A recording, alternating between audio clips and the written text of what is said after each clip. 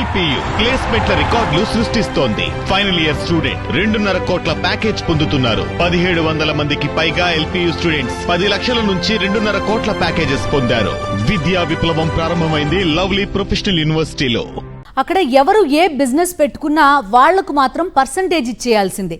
అధికార party MLA అనుచరులు మీటింగ్లు పెట్టి మరీ బేరాలు మాట్లాడుతున్నారు.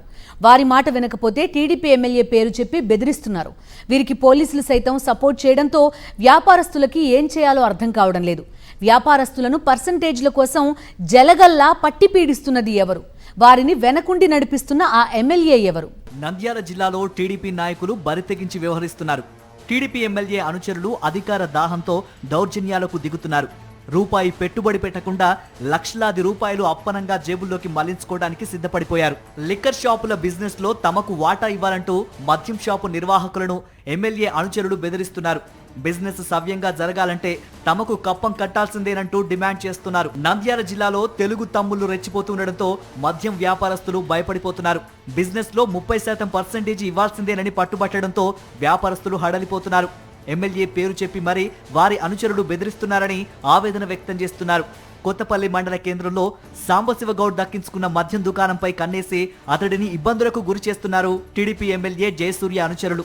నందికొట్కూరు నియోజకవర్గంలోని కొంతమంది టీడీపీ కార్యకర్తలైనటువంటి పొక్కరెంచ నారపురెడ్డి మరియు శివపురం లింగస్వామి గౌడు వీళ్ళిరువురు నన్ను ఎమ్మెల్యే గారి పేరు చెబుతూ నన్ను మీటింగ్లకు పిలవడం, తర్వాత ఎమ్మెల్యే గారికి మీరు ఆ షాప్లో నాకు వచ్చినటువంటి కొత్తపల్లి షాపులో 30% వాటా ఇస్తే మిమ్మల్ని మేము వైన్ షాపు సక్రమంగా నిర్వహించుకోగలుగుతాము. కొన్ని సందర్భాల్లో వాళ్ళు 80% డిమాండ్ చేసిన సందర్భాలు కూడా ఉన్నాయి.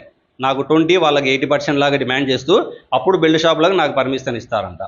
బెల్ట్ షాపులు నిర్వహించనని, పర్సంటేజీలు ఇవ్వనని చెప్పడంతో ఎమ్మెల్యే అనుచరులు తనను బెదిరిస్తున్నారని బాధితుడు సాంబశివ గౌడ్ వాపోతున్నాడు.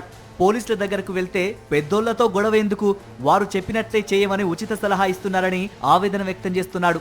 సాంబశివ గౌడ్ ఆత్మకూరు మండల బీజేపీ అధ్యక్షుడైన టీడీపీ నేతలు మాత్రం వదలటం లేదని వాపోతున్నాడు.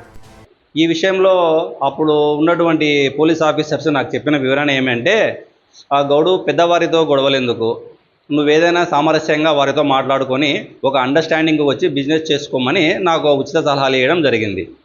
బెల్ట్ షాపులు కనిపిస్తే తాట తీస్తా అంటూ చంద్రబాబు వార్నింగ్లు ఇస్తున్నారని, కానీ కూటమి పార్టీ నేతలే కూటమిలో ఉన్న వారిని ఇబ్బందులు పెడుతున్నారని ఆగ్రహం వ్యక్తం చేస్తున్నాడు బాధితుడు సాంబశివ. బెల్ట్ షాపులకి మద్యం వెళ్ళడం వల్ల పల్లెల నుంచి నాకు రావాల్సిన వ్యాపారం జరగడం లేదు. నేనేమో గవర్నమెంట్కి ఫుల్ రెంటల్ కడుతూ అప్పులు చేసి కంతులు కడుతూ వస్తున్నాను. కానీ ఈ టీడీపీ కార్యకర్తల వల్ల నా వ్యాపారాన్ని వీళ్ళు బాగా చెడగొడుతున్నారు. కూటమి నేతలకు కూడా రెడ్ బుక్ రాజ్యాంగ సెగ తగులుతోంది. మద్యం అమ్ముకోవాలన్నా, వ్యాపారం చేసుకోవాలన్నా కమిషన్లు ఇవ్వాలని తెలుగు తమ్ములు బెదిరిస్తూ ఉండడంతో వ్యాపారస్తులు భయాందోళనకు గురవుతున్నారు. టీడీపీ నేతల బెదిరింపులతో మద్యం అమ్మకాలను ఆపేయాల్సిన పరిస్థితి వస్తుందని ఆవేదన వ్యక్తం చేస్తున్న వారికి చంద్రబాబు ఏమని భరోసా ఇస్తారో చూడాలి.